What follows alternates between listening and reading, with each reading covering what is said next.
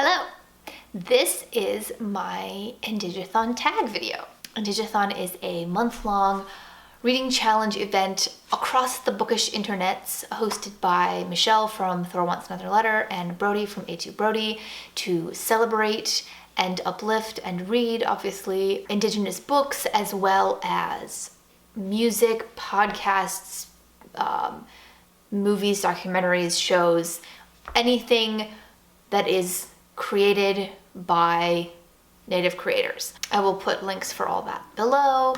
I was tagged for this by Sage from Sage Reads, who I just buddy read Mapping the Interior by Stephen Graham Jones with. There's just a handful of questions and I have a nice little stack of books to talk about in relation to the questions. So let's get started. So the first question is, what is your favorite Native authored book? When I first started watching everybody's amazing tag videos, I was like, do I actually know the answer to this? And I kept thinking like, okay, what novel would be my favorite? But it turns out what really resonates with me for this answer right now, at least, but this book is pretty dang awesome, so it may not get knocked down from its spot. What it is not a novel, but a collection. This Accident of Being Lost by Leanne Batasmasock Simpson. Now, I'm pretty sure that I got this pronunciation from either the audiobook for Islands of Decolonial Love and or a video where Danny from Thunderbird Moon Reads was talking about her writing.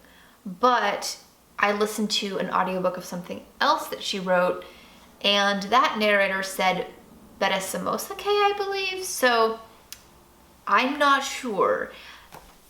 Regardless, this is incredible.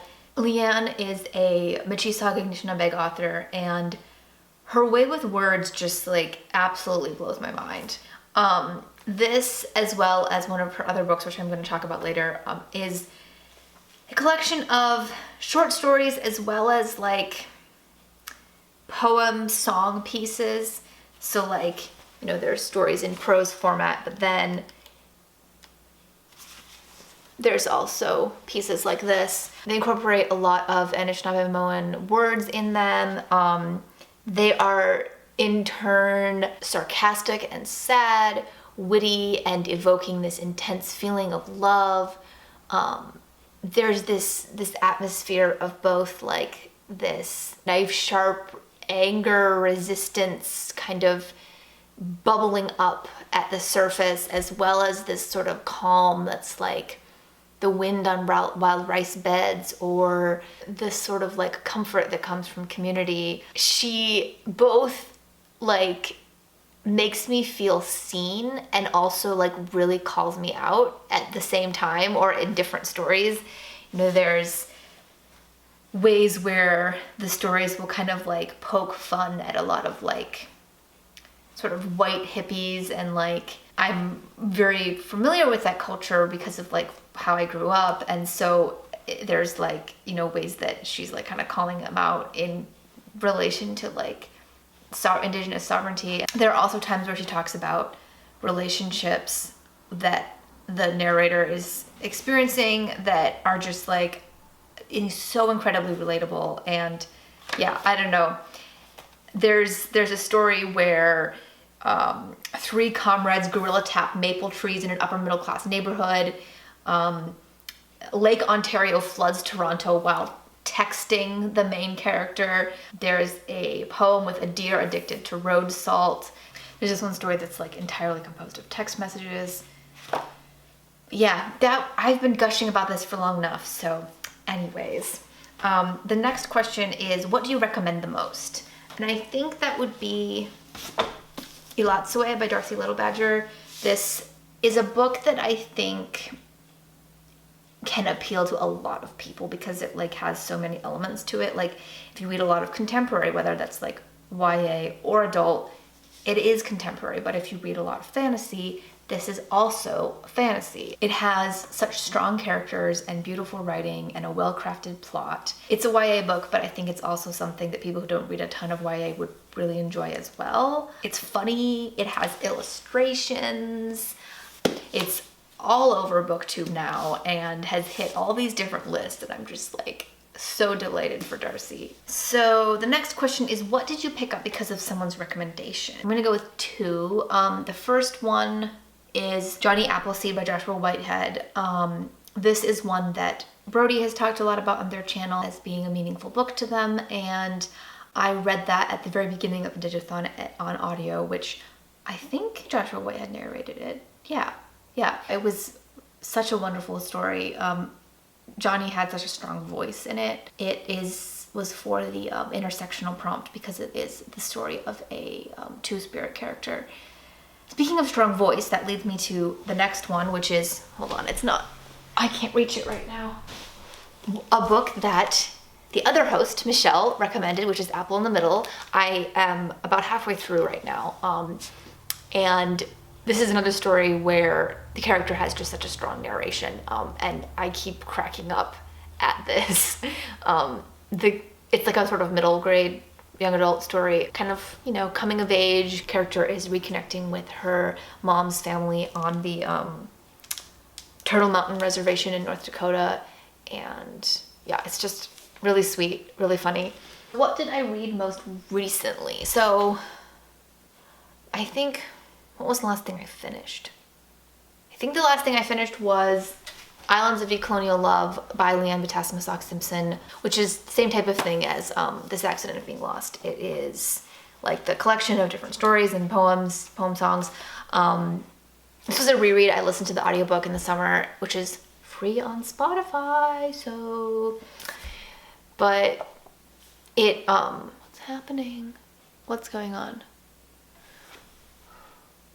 Why are you counting down? Well, apparently the problem was that my memory card was full. My camera was conveniently letting me know that there was like 3 seconds left. Anyways, I was talking about this. Yes, it was a little bit hard to follow some of the stories on the audio, and I got so much more out of it reading it a second time. And now I honestly want to go back to the audio and listen to it again. Now that I like have the references for all the Anishinaabe words. But yeah, so that was what I last finished. What do I want to read next? Well, it's proving to be unlikely that I will fully complete my TBR before the end of the month, but I think I'll get to most of it. As far as audiobooks go, when I finish The Marrow Thieves, I'm going to start the audio for There, and hopefully be able to like kind of follow along a little bit with it. It is one that I would love to be able to just read on paper, but like, I just think for time's sake, I'm not sure if I can. Especially because I also want to read The Plague of Doves by Louise Erdrich. I tried to listen to the audiobook for this, and as I said in one of my vlogs, I can't stand either narrator. So, paper it is, which is good because, like, I have the paper copy. It's definitely like a heavier literary fiction type of things, which is why I want to like allow myself time to read it. From what I've read so far of Louise, her writing is incredible, so I'm looking forward to that, just like a little bit intimidated. I'll probably finish There before the month is over as far as like listening goes, because I don't think it's a very long audiobook, like maybe only 6 hours or something. If I do manage to, I would like to start listening to Braiding Sweetgrass, because I think that is a way that I would be able to sort of break that bubble of like, this book is like this larger than life thing to me because of all of the reviews I've seen and of how important it is. And so I think just starting to listen to it and then just like bouncing between reading little bits and pieces here will be a good way to take it really slow and really absorb all of the knowledge that I know is entrenched in that tome. So then, are there any 2020 releases that I would like to get to still?